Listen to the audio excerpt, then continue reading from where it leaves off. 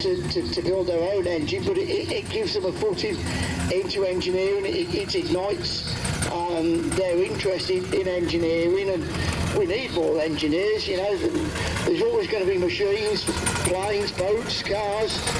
You know, there's forever been advancements in this, and we do need more engineers.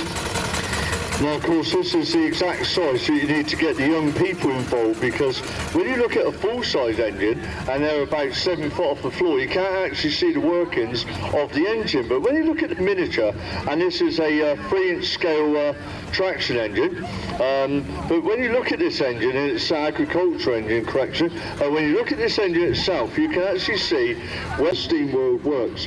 And of course, a full-size agriculture engine like this one on the ends, on a farm back in the day, that would have been running a thresher machine. It may have been running a corn milling machine, even, or in a quarry, a stone crusher. But of course that flywheel was invaluable. And when you think of flywheels, you also forget the station engine. It done the same things on a farm. It steam lorry, and instead of drawing a trailer with a large load on it, you'd actually have a flatbed lorry like we have today, where you could put a load on the back. But not forgetting as well the steam roller that was there to build the roads. Not so much in the tarmac days, when the days of steam were around, we were still using crushed stone for roads. They weren't the tarmac roads that we know of today, but nevertheless they still needed to be reasonably flat, and that's so we had the steam rollers that we used in road. The road roller, they would go away for months on end with that living van on the back. They'd live from the vehicle, they very often take the family with them, and be out there doing road construction. A lot of these engines, they never had canopies, of course.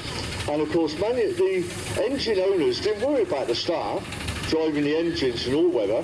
So when you see an engine with a canopy, most canopies are completely hand-built, and they're all different, because that was a little thing that the engine operator did, was to build his own canopy on the engine. That's why there's so many different variations of canopy. Of course, when we talk about scale engines, we have the 3-inch on the end here, which means that is 1/4 size, full size.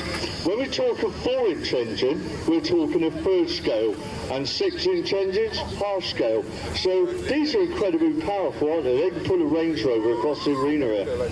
Oh yeah, quite easily. You know, even a 3-inch scale. I've no experience of building and running these machines, so they're in a very good position to be able to give you advice if you're looking to get into the steam world yourself. Yeah, just one last thing here. It's lovely. Important to capture their interest at a young age, because if you leave it too late, you're not going to get the interest. You know, by the time